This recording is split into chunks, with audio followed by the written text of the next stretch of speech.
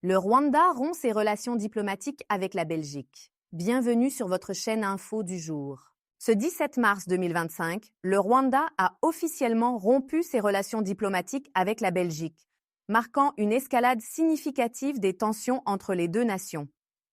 Cette décision intervient dans un contexte de divergence profonde concernant le conflit en cours dans l'est de la République démocratique du Congo, RDC.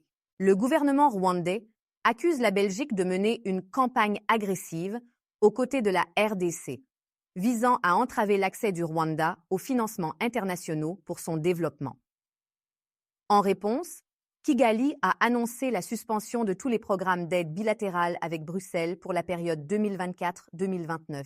Cette rupture des relations diplomatiques fait suite à une série d'événements ayant progressivement détérioré les liens entre les deux pays.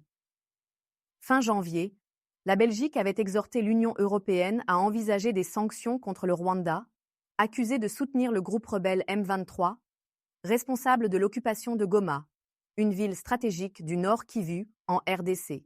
Le ministre belge des Affaires étrangères, Maxime Prévost, a qualifié la décision rwandaise de disproportionnée, affirmant que, lorsque nous sommes en désaccord avec le Rwanda, il préfère ne pas engager le dialogue.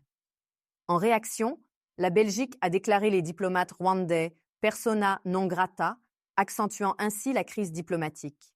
Les relations entre la Belgique et le Rwanda étaient déjà fragiles avant cette rupture.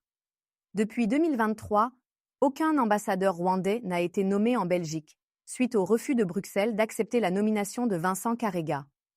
En réponse, le poste d'ambassadeur belge à Kigali est resté vacant depuis juillet 2024. Cette crise diplomatique souligne les défis persistants dans la région des Grands Lacs africains, où les alliances et tensions influencent la stabilité et le développement.